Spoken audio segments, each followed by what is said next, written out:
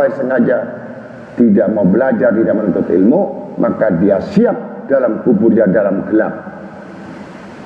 Orang yang tidak belajar, gelap dalam kuburnya. Karena terang kuburnya itu adalah berkat petunjuk, yang dapat petunjuk, mengamalkan dengan petunjuk sehingga menjadi terang. Tapi barang siapa yang tidak mau petunjuk, berarti sesat. Sesat itu adalah gelap. 3 hal. Ini rusaknya dunia ini disebabkan dari bodohnya manusia dan banyak jahilnya manusia. Maka pasti banyak musibah di mana-mana. Nah, itu.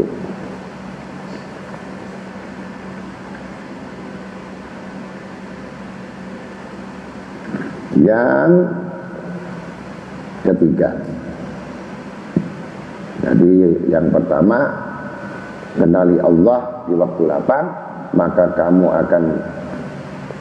Allah akan mendekatmu dan mengenalmu di waktu sulit, waktu susah. Yang kedua, hartamu tidak manfaat, anak-anakmu tidak manfaat pada saat hari kiamat. Hanya orang takwa yang manfaat. Yang ketiga, alladzina hum fi khaydin yal'abun, surat At-Tur ayat 12. Orang-orang yang bermain-main dalam kebatilan.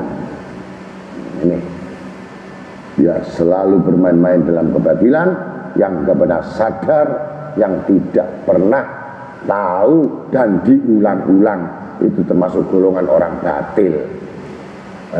Berarti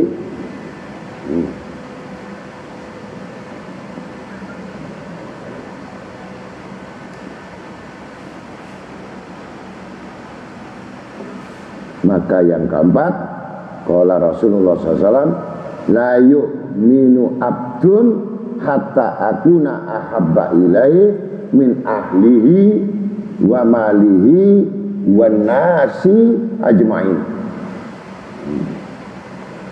Sabda Nabi SAW, tidaklah beriman seseorang hamba sehingga aku ini Nabi lebih dicintai daripada terhadap dirinya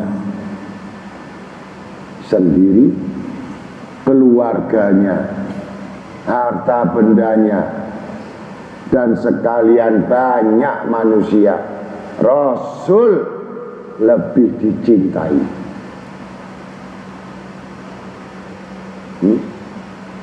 Bagaimana tanda-tanda dicintai? Itu disebabkan sudah jelas, pasti lidahnya basah menyebut Nabi Muhammad SAW. Ini buahnya wong bodoh, nggak usah nyebut Rasulullah, ya, nggak usah nyebut Nabi Muhammad SAW, langsung Allah saja. Nah, kamu tahu Allah itu dari mana? Kamu bisa tahu Allah itu dari mana? Siapa yang bawa, yang mengenalkan Allah? Amana Rasul bima unjila ilaihi min rabbi wal mu'min. Rasul yang nyampaikan, mendatangkan semua. Tidak ada Rasul, tidak ada kitab yang turun. Tidak ada kitab yang turun, kalian semua jahiliyah. Mana Allah? Bisa jadi kamu nyembah patung dan api itu. Mulutmu bisa nyebut Allah, itu dari siapa?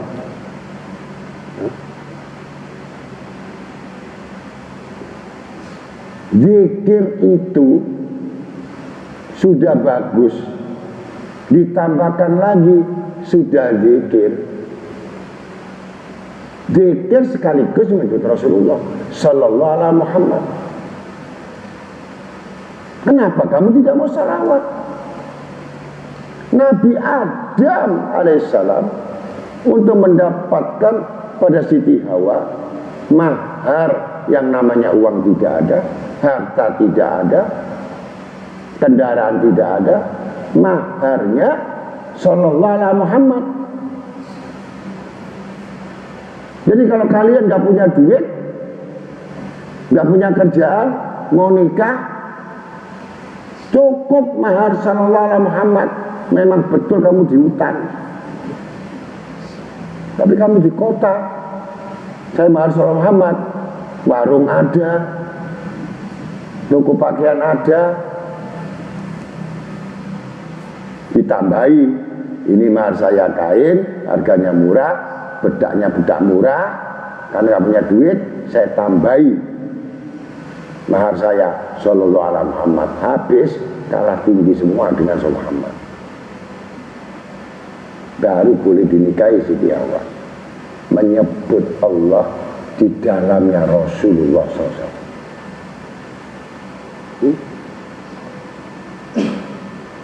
Di pintunya surga ditulis La ilaha illallah Muhammadur Rasulullah. Nabi Adam kaget, siapa? Waliman hada Muhammad? Siapa Muhammad? Ya, kira-kira kamu berani nggak namamu Allah terus belamu? Berani? Allah Jalla Jalaluhu Atomatu, yang kedua namanya Muhammad, tambahin lagi Rasulullah, berani?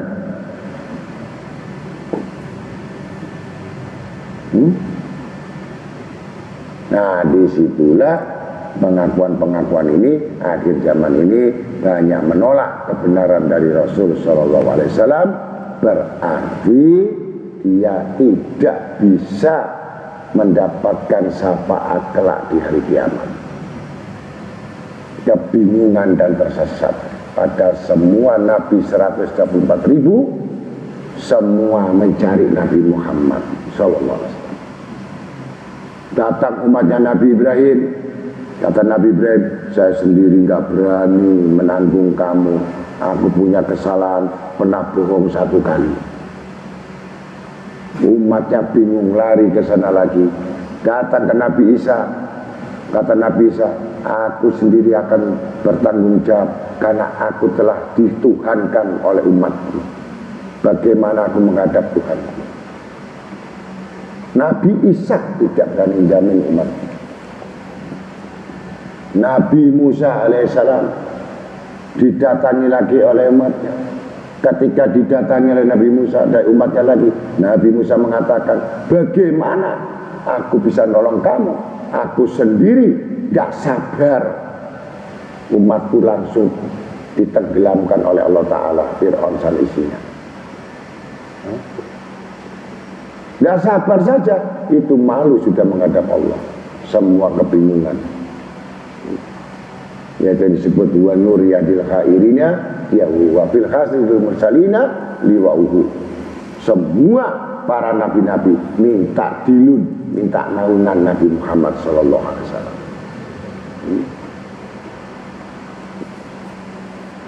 Man akhaba syai'an itu, kalau cinta sesuatu pasti lidahnya nyebut Rasul sallallahu alaihi wasallam. Makanya kalau kamu ingin jernih, kamu lihat mukanya rungsep gitu ya, nggak ada cahaya airnya karena nggak pernah bersolawat. Itu yang rungsep kurang solawatnya itu. Tahu? Kalau kamu ingin banyak tahu orang banyak dosa itu rungsep. Ya. Tapi orang yang banyak selawat, insya Allah hitamnya bagaimana mengalirlah cahaya-cahaya nur itu. Mudah-mudahan ya, minimal 1 hari selawat 100.000 1 hari. Insya Allah kamu tiap hari akan ketemu Nabi Muhammad SAW. Begitu. Insya Allah murid kita kuat 100.000 aja, 1 juta aja kuat kok 100.000. Iya. Alfi sholatin wa alfi salamin alaika ya sayyidal mursalin. Ya, 1000 kali 1000 1 juta selawat aku berselawat kepada Nabi Muhammad SAW. Itu 1 juta selawat kubro itu, jangan ditinggal. Itu remeh. Baca 1 itu sama dengan 1 juta selawat. Berapa nilai selawat itu? Katanya susah baca 1 juta. Itu sudah 1 juta. Ya, Kok susah-susah baca selawat 1 juta? Ya. Alfu alfi sholatin, beribu-ribu bersalawat. Alfu alfi salamin, beribu-ribu berucapkan selamat. Kepada siapa? Sayyidul Mursalin. Dari pimpinan dari para nabi, orang pilihan. Sudah 1 juta selawat, 1 juta selamat kepada Nabi Muhammad yang pimpinan Anbiya al-Mursalin. Itu satu bro, dibaca maghrib, di makam-makam dibaca, mau pengajian dibaca, jangan males-males, mungkin bosan karena terlalu banyak. Ya, apa-apa yang banyak itu pasti ya berat, yang berat itu pasti mahal. Kalau mau yang enteng-enteng ya murah, kerupuk. Ngaji itu cari yang berat, bukan yang enteng. Yang enteng-enteng itu nggak berharga, ya. Ya kerupuk, harum manis. Kelihatannya manis tapi ngek-ngok gitu. Dari yang berat. Maka Nabi yang paling dicintai itu yang keempat. Yang kelima, lau adrokani Musa wa Isa mausa'ahuma ila tibai. Andai kata masa kenabianku itu dicapai oleh Nabi Musa dan Nabi Isa, niscaya kedua nabi itu akan mengikutiku dan beriman menjadi pengikutku. Bayangkan, andai kata Nabi di zaman Nabi Isa jadi Nabi Musa, Nabi Isa dan Nabi Musa pasti jadi pengikut Nabi Muhammad SAW. Berhubung masanya sudah berbeda, maka bentuklah nabi-nabi yang lain.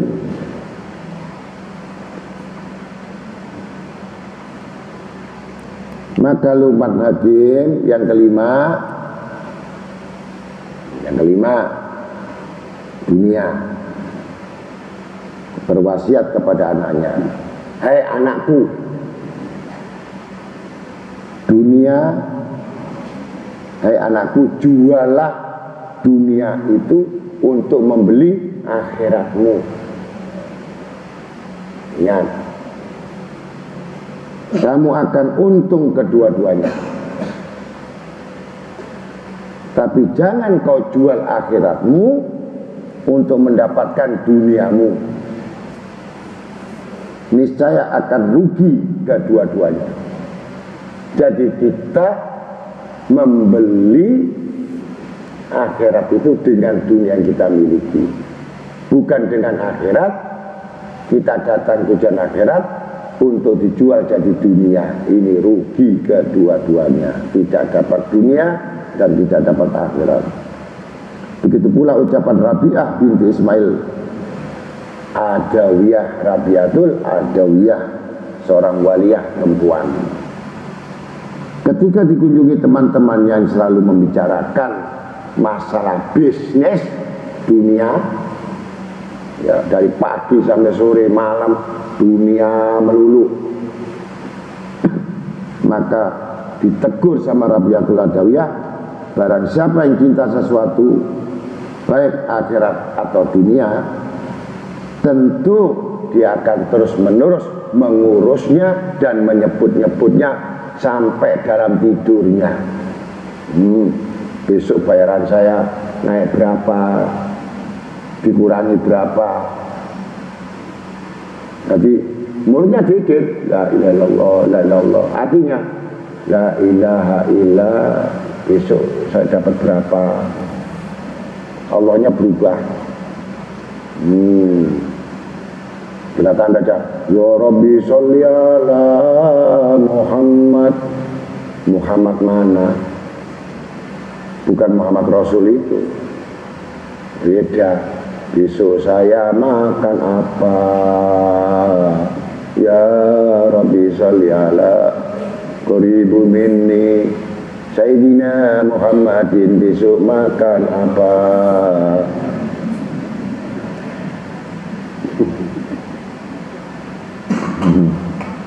Itu kelihatannya kayak sholawat gitu ya. Ini menjual akhirat untuk dunia. Ibnu Abbas radhiyallahu anhu berkata, sesungguhnya Allah Ta'ala menjadikan dunia ini 3 bagian. Satu untuk orang mukmin, tujuannya untuk menyiapkan perbekalan. Sedangkan kedua, dunia ini untuk orang munafik, untuk pamer dan perhiasan. Nah, munafik itu nek lihatnya pamer, perhiasan, branded, bukan tidak boleh. Sampai berondong, ya, semuanya tujuannya pamer. Kalau saya punya duit, kalau saya punya rumah, kalau saya punya mobil, itu orang munafik. Orang kafir dijadikan dunia untuk mengambil bersenang-senang, diong-diongan. Tahu diong? Diong itu artinya senang, cari senang, dapat liburan, dapat pesta, dapat pokoknya senang-senang, hura-hura. Nah, ternyata kamu masih munafik, ikut senang-senang, sama kamu dengan kafir. Dah, paham ya? Bahkan Sayyidina Ali radhiyallahu anhu berkata, dunia yang halal itu al-halalul hisab, akan diperhitungkan oleh Allah yang halal. Dari mana kamu nyari, kamu belanjakan habis untuk apa? Ya, sisanya untuk apa? Kamu simpan untuk apa? Ya, itu ditanya. Kalau salah memberikan hukuman, kasir, ya, kasir uang. Kalau salah memberikan pengeluaran yang harusnya untuk air, untuk karyawan, akhirnya untuk beli baju salah, langsung suruh ganti. Padahal uangmu sendiri, suruh ganti, itu uangnya Allah. Repot, ya. Jangan ngomong-ngomong ini hartanya Allah, ini rumahnya Allah, ya. Ini bajunya Allah, diminta Allah yang minta juga. Oh, ini punya saya. Enak saya ngomong, ya.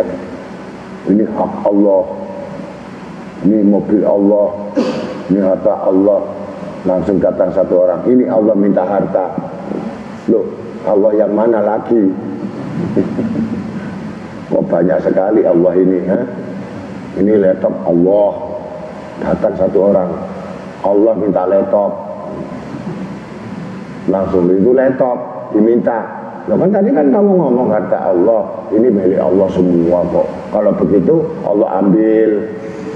Dan bilang, ini laptop saya. Loh, tadi kamu ngomong milik Allah, diambil Allah. Belum. Kok kamu ngomong ini punyaku? Nah, keliru. Kopiah Allah, sarung Allah, istri Allah, keluar Nabi Isa, melok Yesus. Istri ini adalah Allah, titipan Allah. Istri adalah titipan Allah, anak titipan Allah. Istri diambil, saya habis berapa kamu ambil? Padahal kamu ngomong tadi, ini titipan Allah. Allah datang untuk mengambil titipan. Oh, jangan, itu istri saya. Terus paham? Jangan ngomong gampang-gampang, anal hakku. Karena kebenaran itu tidak bisa diucapkan yang gampang. Saya kerja karena Allah kok. Enak ngomong saya kerja karena Allah, tapi nek rugi, ngamuk. Katanya kerja karena Allah. Lah kok rugi? Ada nggak Allah rugi? Oh, saya sudah terserah Allah. Kalau terserah Allah, tutup. Ya, terserah Allah. Paham? Saya buka makanan, buka restoran, buka ini, semua ini karena Allah. Gak punya modal, Allah mana lagi? Katanya ini semua adalah karena Allah. Lah kalau karena Allah, modal dari Allah. Coba minta modal dari Allah. Ya Allah, modalnya mana? Dia bilang cari saja ke lainnya, karena Allah saat ini tidak di rumah.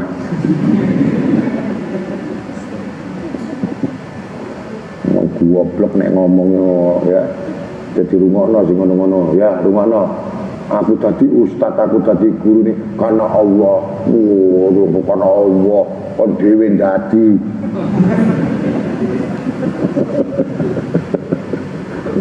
Saya nyampaikan ini karena Allah semata. Kapan Allah nyampaikan kamu itu? Kamu sendiri yang ngomong gitu. Ya, didengerin. Saya ngaji ini duduk karena Allah, pulang karena Allah, ya. Naik becak karena becaknya Allah. Enak.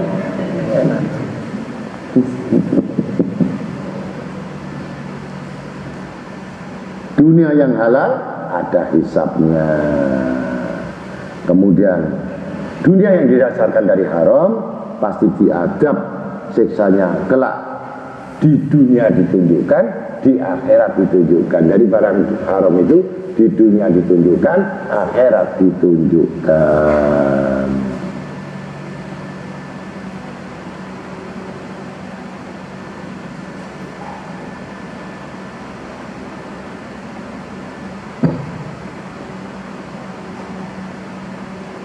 Maka itulah Sayyidina Ali berwasiat. Satu, ia wajib untuk mengenal Allah, untuk kemudian mentaatinya. Yang kedua, ia harus wajib mengetahui, mengenal setan. Wajib kenal setan itu ya. Kalau gak kenal kamu dibujuk itu gitu ya. Nah sing aku mau ini karena Allah itu dibujuk setan karo deh ya. Dia ngomong Allah ini bujuk setan karo. Allah pintar nyebut Allah itu. Kamu ya demi Allah nyawaku digenggam ya Allah. Oh iblis bisa omong-omongan di Allah Ta'ala. Kamu gak bisa omong-omongan. Iblis itu bisa omong-omongan.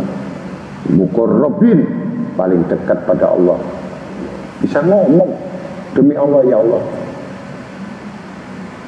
dengan istana kerajaanmu, dengan nyawaku digenggammu, tangguhkan umurku ya Allah, tak jerumus anak setan sing goblok-goblok ini cek ngaku Allah ya, dididik Allah ngono ya, aku tak lebu no godone iki ngono ya. Itu seperti datang ke Fir'aun, ngerti Raja Fir'aun, iblis datang. Hei Fir'aun, aku mau tanya sama kamu, kok berani kamu itu, murtad itu, ngaku Tuhan, semua harus menyembah kamu, bahkan istrimu mau kau bunuh kalau nggak mengaku kamu Tuhan. Coba, semua harus menyembah aku, Fir'aun. Kata iblis, tinggi mana kamu dengan saya, kedudukanmu? Ya tinggi saya Allah, kamu harus nyembah saya. Katanya si Fir'aun, hebat ya.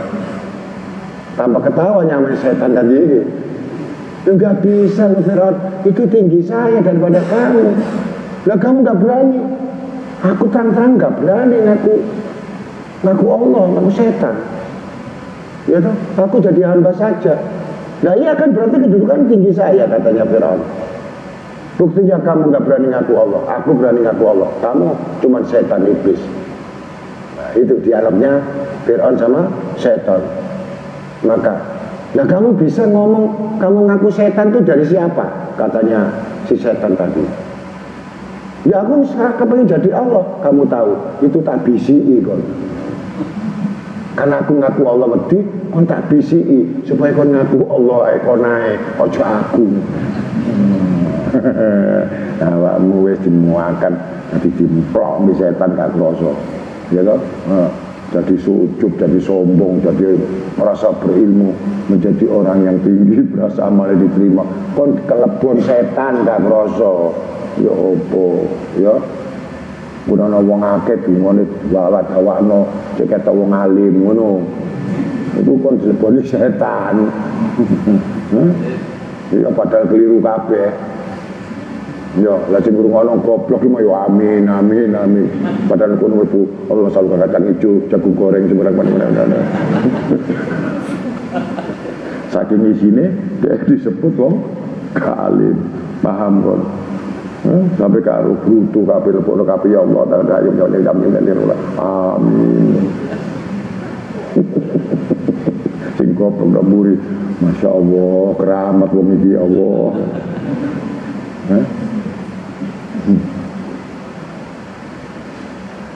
Itu tadi berpesan. Yang ketiga, mengenal kebaikan, wajib kebenaran, lalu mengikutinya. Yang keempat, yang mengenal yang batil, itu rusak, berusaha untuk menjaga diri daripadanya atau meninggalkannya. Itu yang keempat. Kelima, ia mengenal dunia, lalu dia berani menolaknya atau enggan kepada dunia. Ngerti maksudnya enggan?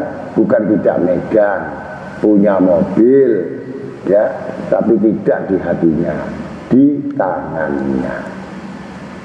Terlepas tidak menyakitkan hati. Urusan dunia aja dilebokno hati.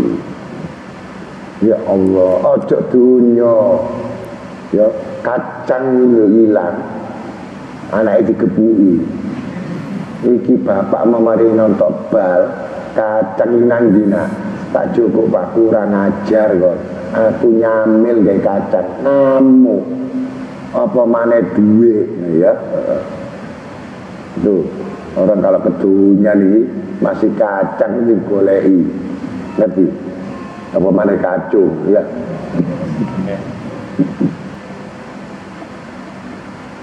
Jadi betul-betul kalau dia mengenal akhirat, dia akan memburunya. Ini mudah-mudahan hati-hati dengan sesuatu yang disebut kecintaan dunia ini membahayakan. Karena dalam surat Kahfi disebutkan, wa qaulu ta'ala fi kitabil karim, inna ja'alna ma'alal ardi zinatan laha linabluwahum ayyuhum ahsanu amala wa inna laja'iluna ma'alaya so'aidan juruza.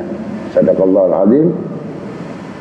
Surat Kahfi ayat 7 sampai 8. Sesungguhnya kami menjadikan apa-apa yang di bumi ialah untuk menjadi perhiasan baginya. Karena kami hendak menguji siapakah yang diantara mereka yang paling banyak pekerjaannya, dan sesungguhnya kami menjadikan pula di bumi ini tanah yang kosong. Jadi kalau kamu dapat pekerjaan, kamu itu sebenarnya dapat ujian dari Allah. Ngerti? Sibuk dengan pekerjaanmu atau sibuk pikir dengan Allah, itu maksudnya. Ya, biasanya kalau sudah sibuk itu pasti sibuk, bukan sibuk pikir, sibuk mikir, gitu. Ya. Kalau orang sibuk pikir, pasti sibuk berpikir tentang akhirat. Mudah-mudahan itu semuanya nanti kita teruskan bahwa kecintaan itu dunia itu paling celaka dan paling membahayakan.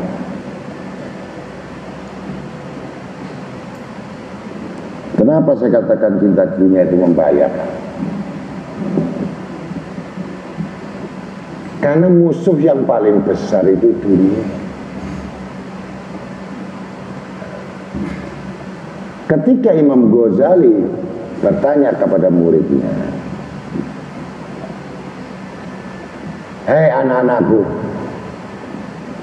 apakah yang paling berat amanat di dunia ini? Maka murid-muridnya tadi mengatakan yang paling berat adalah mikul besi, mikul batu, bawa yang paling berat, mikul gunung berat. Tidak. Itu jawaban logika. Tapi jawaban yang sebenarnya paling berat adalah mengerjakan sholat. Paling berat sholat. Sekali lagi, kalau ada mengatakan sholat itu ringan, sungguh betul-betul dia adalah orang yang munafik. Kenapa? Kuatnya iblis setan itu diletakkan saat orang mau beranjak dari tempat menuju sholat. Karena sholat adalah tempat keselamatan, di situ peranannya. Pasti kalau orang mau sholat pasti mengatakan nanti saja, itu bahasanya.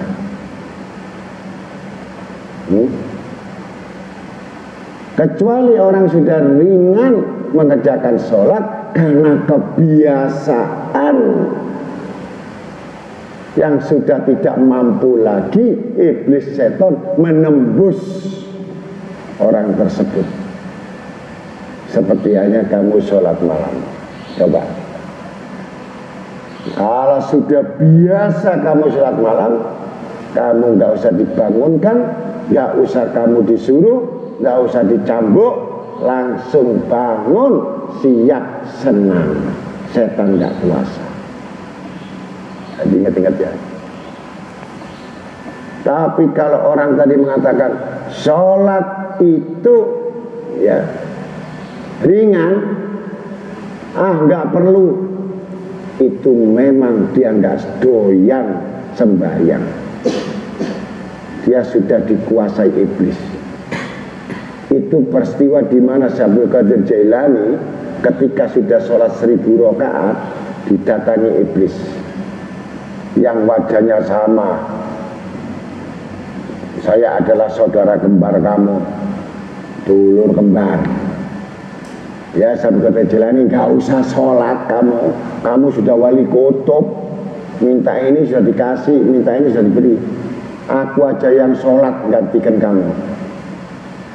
Ditunjukkan si khodam iblis tadi ini sholat di depannya Syekh Abdul Qadir Jailani. Syekh Abdul Qadir Jailani langsung bawa rompanya dilempar. Iblis laknatullah, dan tidak ada perintah Allah yang meninggalkan sholat. Tewer, langsung terbakar. Yang sudah 1000 rakaat dia mengatakan jangan sholat, itu adalah iblis. Gitu ya. Ini Syekh Abdul Qadir Jailani. Karena orang yang taat, orang yang takwa, orang yang menuju keridhaan, orang yang mau mendekat kepada Allah, semakin banyak binawafil ibadah-ibadah sholatnya. Jadi nggak ada yang wali-wali jebolan mau males. Sekali lagi ya, semua alumni keluaran wali-wali itu minimal sholatnya 500 rakaat satu hari, minimal 1000 rakaat baru terbuka hijab. Ya, bukan ngelamun di warung, bukan ngelamun di kafe sampai subuh kamu dapat makrifat. Jadi itu nyari makrifati.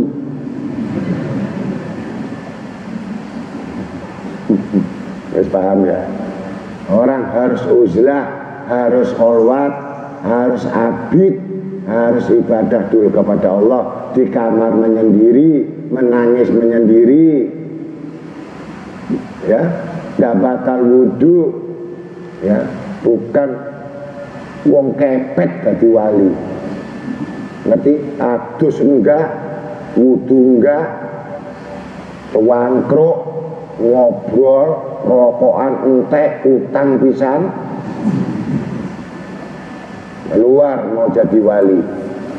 Jadi waluh aja enggak, apalagi wali. Ya, mudah-mudahan wali itu adalah bentuk sesuatu perjuangan yang paling besar dan ujian yang besar. Untuk mendapatkan keridhaan Allah Ta'ala itu harus banyak-banyak mensucikan sifat zahir dan batin. Insya Allah itu yang disebutkan sempurnanya iman, sempurnanya taat, sempurnanya ibadah, sehingga dia mendapatkan kedudukan yang sempurna di sisi Allah. Alhamdulillah.